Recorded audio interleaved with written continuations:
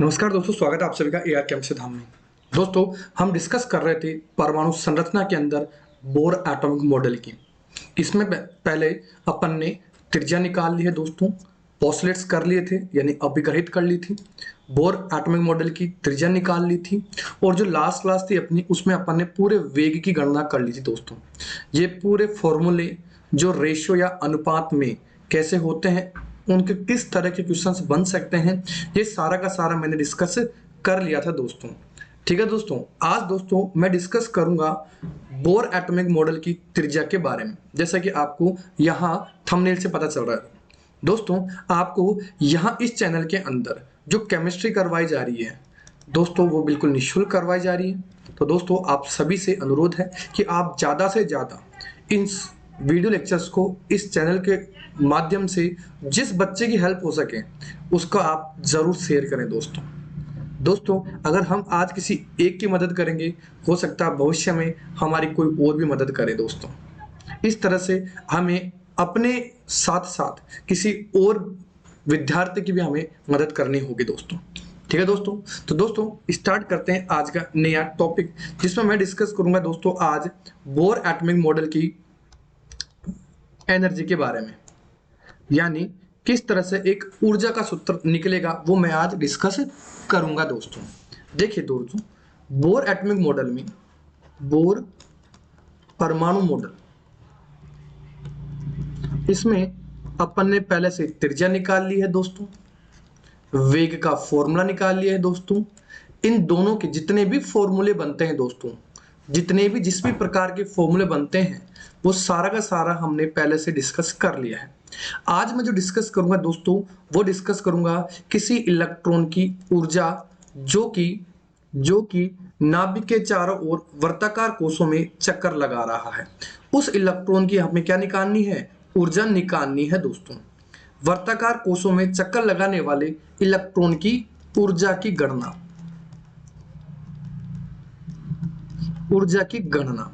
ठीक है दोस्तों, इसके लिए दोस्तों हम बात करेंगे कि दो तरह की जो एनर्जी होती है वो कौन कौन सी, एक पोटेंशियल एनर्जी और दूसरी होती है दोस्तों काइनेटिक एनर्जी। यानी एक होती है दोस्तों स्थितिज ऊर्जा और दूसरी होती है दोस्तों गतिज ऊर्जा। और ये इन दोनों का जो सम होता है दोस्तों वो होता है डेल ई के बराबर, यानी कुल ऊर्जा के बराबर। अब देखिए दोस्तों, जो स्थितिज ऊर्जा होती है, पोटेंशियल एनर्जी होती है, वो होती है दोस्तों Z E square upon R minus में, ये चीज ध्यान रखें दोस्तों। और जो काइनेटिक एनर्जी होती है वो होती है दोस्तों हाफ एम वी स्क्वायर, ये अपन जानते हैं दोस्तों।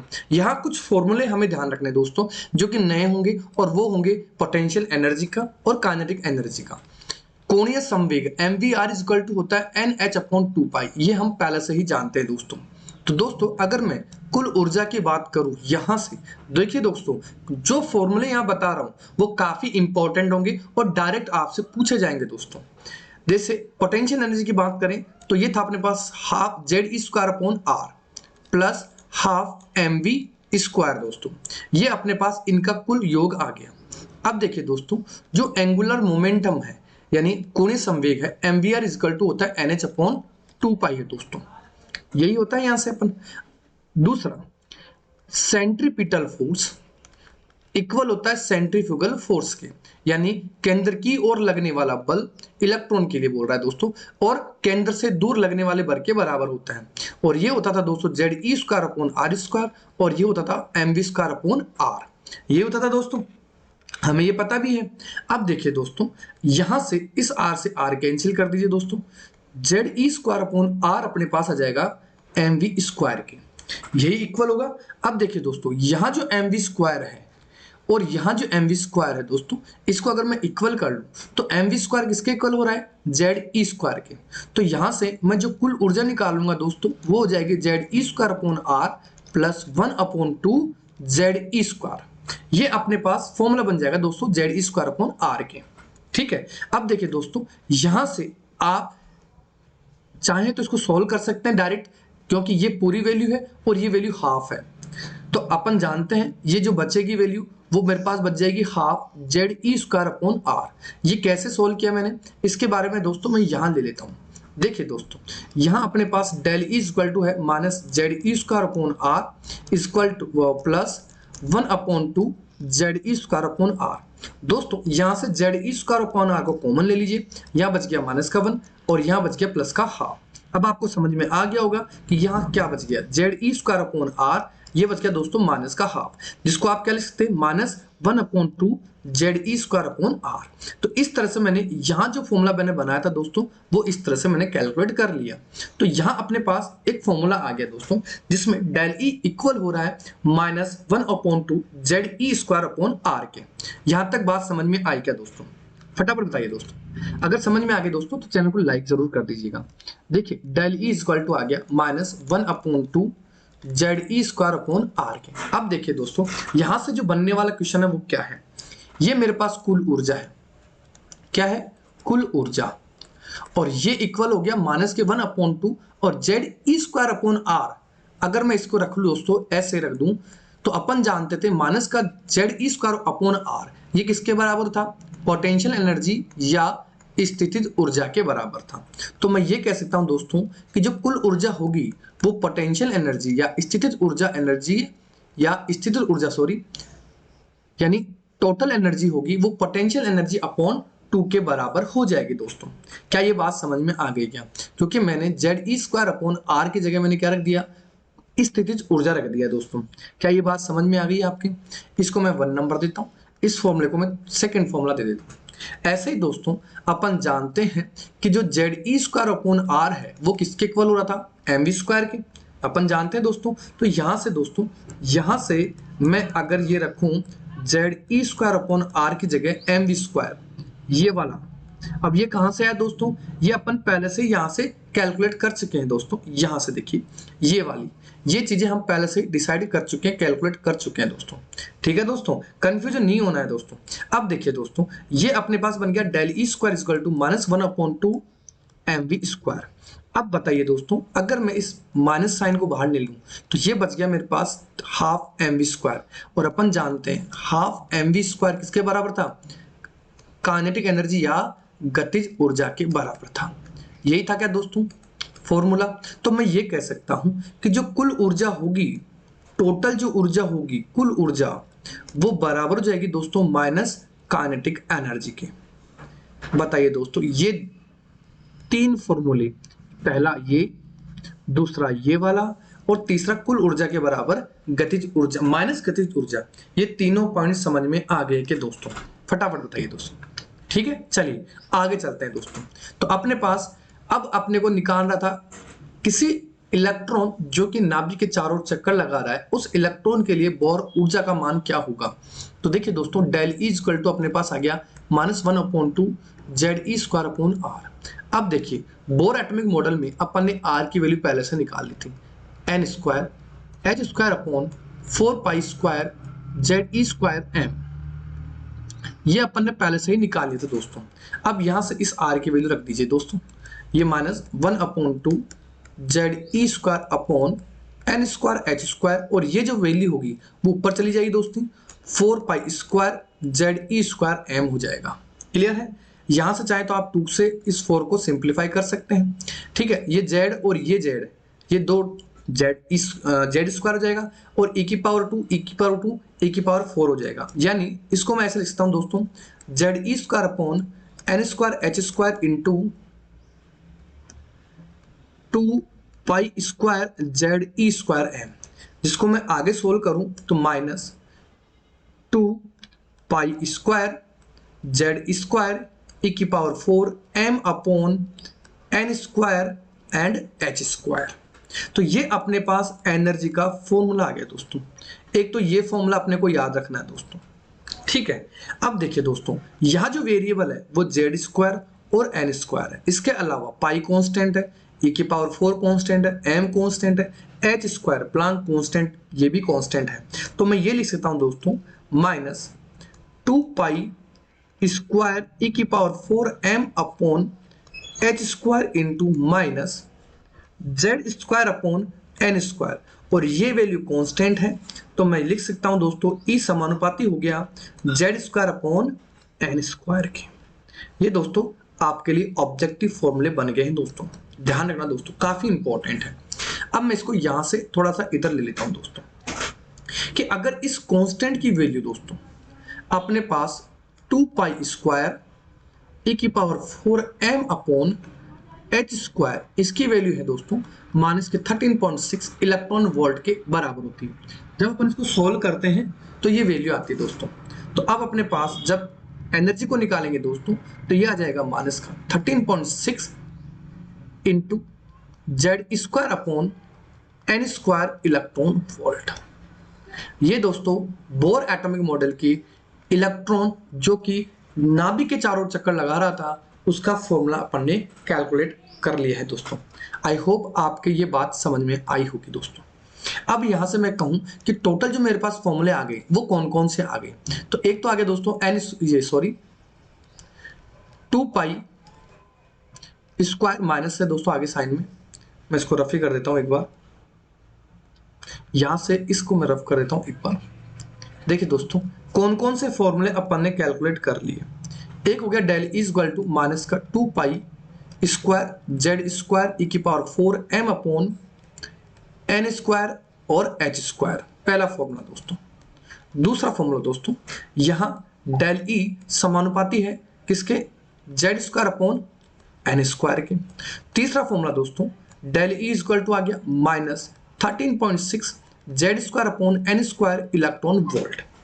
चौथा फॉर्मूला दोस्तों, चौथा फॉर्मूला ये है कि अगर आपसे टोटल एनर्जी निकलवा करके आपसे काइनेटिक एनर्जी निकलवा ले तो माइनस काइनेटिक एनर्जी की जगह रखेंगे फॉर्मूले वैल्यू, और दोस्तों टोटल एनर्जी दे करके आपसे निकाल ले पोटेंशियल एनर्जी, तो अपन इसको आप चाहें तो लिख सकते हैं potential energy equal to 2 into del E या टोटल एनर्जी। ये दोस्तों आपके पास में एनर्जी से रिलेटेड फॉर्मूले आ गए। अब अपन रेशियो कैसे निकालेंगे इसके बारे में थोड़ा सा डिस्कस कर लेते हैं दोस्तों।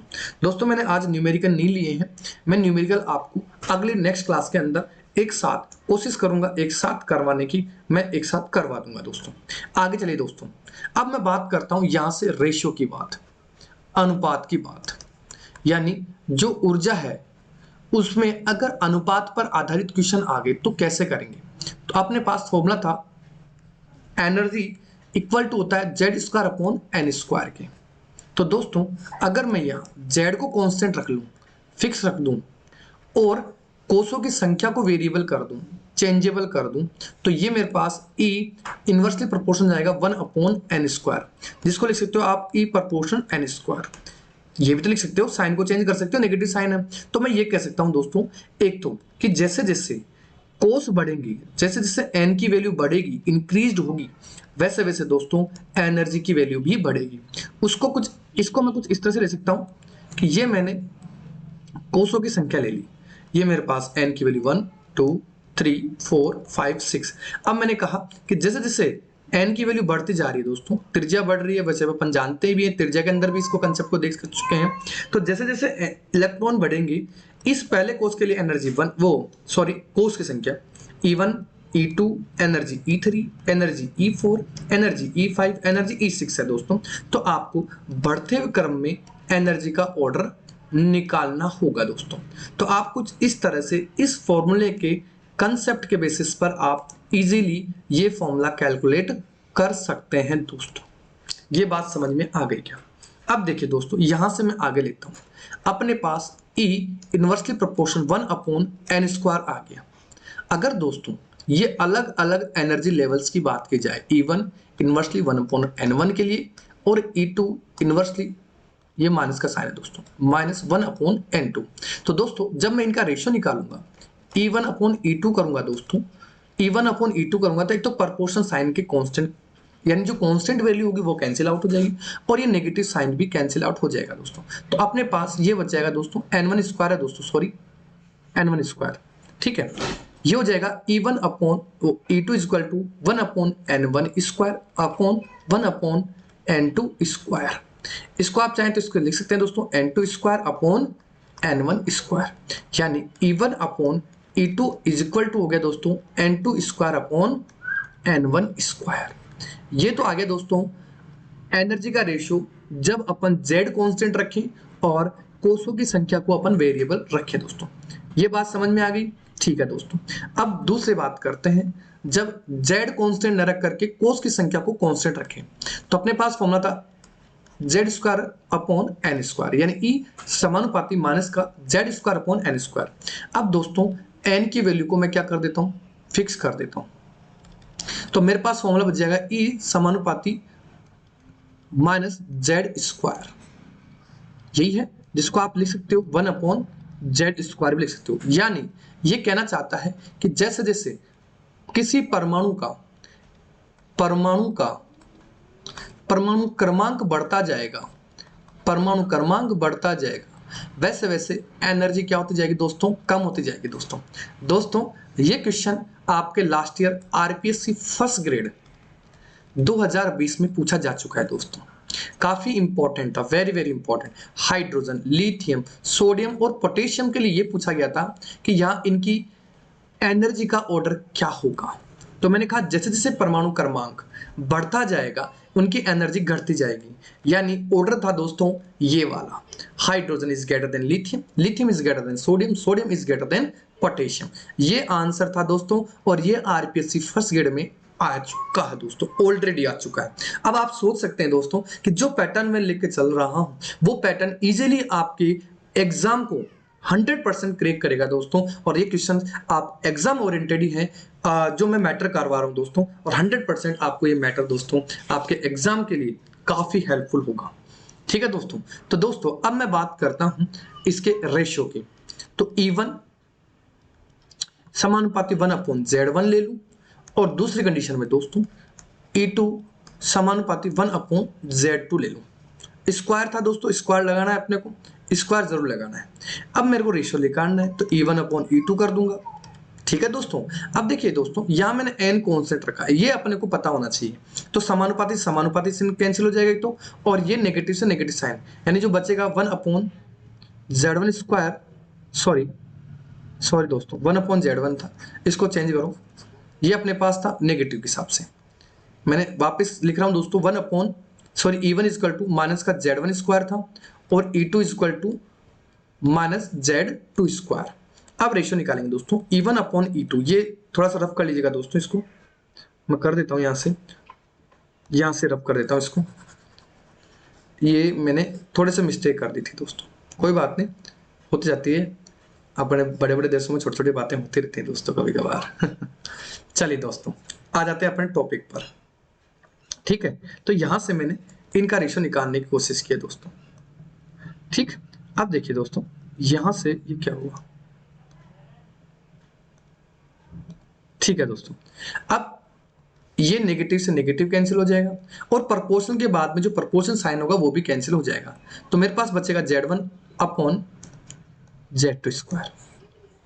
तो इस तरह से अपन एनर्जी के दोनों फॉर्मूले रेशियो वाले N2 square upon N1 square ये निकाल लेंगे, E1 upon E2 is equal to Z1 square upon Z2 square. ये कुछ इस तरह से अपन इन दोनों फॉर्मूले को दोस्तों अपन सॉल्व कर लेंगे। आई होप ये बात आपको समझ में आई होगी दोस्तों। तो दोस्तों एनर्जी के जो मैंने फॉर्मूले निकाले हुए हैं, जितने भी निकाले हैं आप देखिए दोस्तों, एक तो ये वाला फॉर्मूला, एक ये वाला फॉर्मूला, एक ये वाला, और ये दो फॉर्मूले, इन पे बेस क्वेश्चन आते हैं दोस्तों। और तीसरा छठा फॉर्मूला दोस्तों E1 upon E2 is equal to N2 square upon N1 square, और सातवां दोस्तों E1 upon E2 equal to Z1 square upon Z2 square. तो ये कुछ इस तरह से अपन ने जितने भी बोर एटॉमिक मॉडल थे दोस्तों, उन सभी के फॉर्मूले हमने कैलकुलेट कर लिए हैं दोस्तों। अब केवल इसके न्यूमेरिकल बच रहे हैं, जो कि एक तो वेलोसिटी यानी वेग के बचे हुए हैं, और इस इलेक्ट्रॉन के एनर्जी वाले फॉर्मूले यानी जो न्यूमेरिकल्स है वो बचे हैं दोस्तों। वो आपको मैं नेक्स्ट वीडियो लेक्चर के अंदर, जो कि कल होगा, मैं आपको प्रोवाइड करवा दूंगा दोस्तों 100% आपको। ठीक है दोस्तों चैनल को लाइक करके शेयर जरूर करना है दोस्तों। यही सबसे बड़ी बात है कि अगर आप कमेंट करते हैं, एक केवल विकास जी का एक कमेंट आता है, बहुत अच्छा लगता है उनका कमेंट, कई सारे क्वेश्चन भी पूछते हैं, वो बहुत अच्छा लगता है। इसी तरह से मैं आपसे आशा करता हूं कि आप अपने कमेंट, अपना फीडबैक जरूर दें। 100% दोस्तों आपको फीडबैक देना है। ठीक है दोस्तों, चलिए थैंक यू दोस्तों, जय हिंद।